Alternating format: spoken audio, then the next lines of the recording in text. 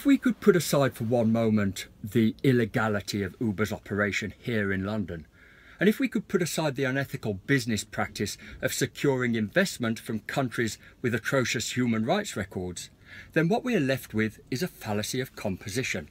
Now, a fallacy of composition is when a decision is reached using one singular factor alone.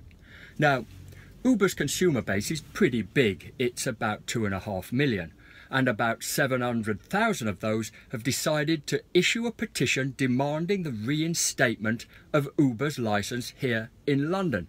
Now, I've every reason to believe that these signatures are genuine, but the decision would be made based on a fallacy of composition, meaning a certain demographic, albeit a very vocal demographic, have decided that they've been done an injustice and are going to readdress the balance by demanding that Uber is reinstated as a private hire operator here in London. Now, if you consider that it is the driver that is the primary consumer of Uber's product, because without a passenger there is no driver, so it has to be the driver who is the primary consumer, then you've got other mitigating factors to take into consideration, haven't you? Factors such as below minimum wage, exploitation, 0-hour contracts, no sick pay, no holiday entitlement, no accumulation of a pension because you don't have to submit a national insurance number, no workers' right, no employment rights, no legal rights, no ability to file litigation against a company that has complete control over you.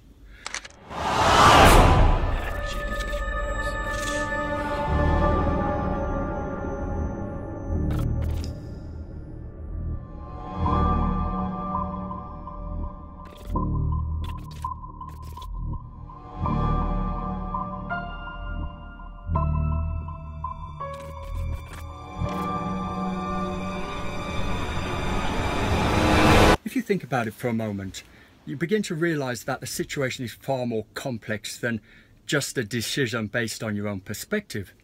And if you can take an observant position of Uber the brand, you begin to realise that there is nothing unintentional about this company. So the Dickensian era they harken back to is very much an intentional plan set in place to drill down workers' rights. And if you have a smart app at this end and the barrier to entry in the middle is minimised to elementary level, then it's inevitable you will have a fallout at the other end, isn't it? And yet they have used technology in an ultra-viral way to disguise the fallout at the other end. But one hell of a fallout there has been, huh? There's been an inexorable rise in sexual assault crime. There's been an unprecedented level of revocation orders, and there's been insurmountable accidents.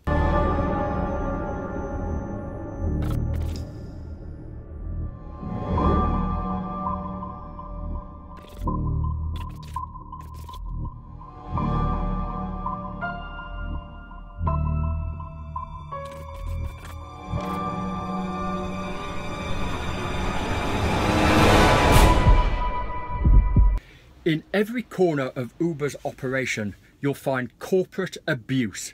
So in the managerial offices, you have claims of sexual harassment. You have a tracking and hacking scandal.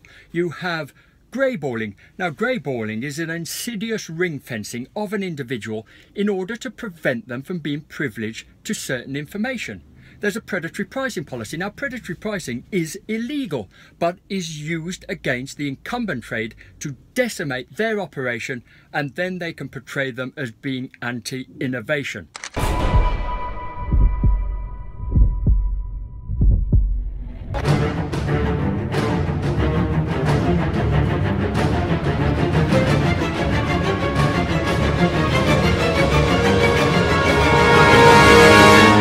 At the start of this, I said if you can put aside for a moment the illegality of Uber's operation. And none of this should be relevant because Uber's operation is illegal. But it's incomprehensible, isn't it, that this phenomenal technology isn't being used to apply provisions that would safeguard both the driver and the passenger, but used instead to protect vested interests. And vested interests are exactly what embedded Uber here in the system. Now, for the 600,000 plus people who signed the petition, they have been manipulated from a position of wanting or desiring a product and moved over to a position of now needing this product and will apply it as a prerequisite to everything they do. And that also means the decisions they make.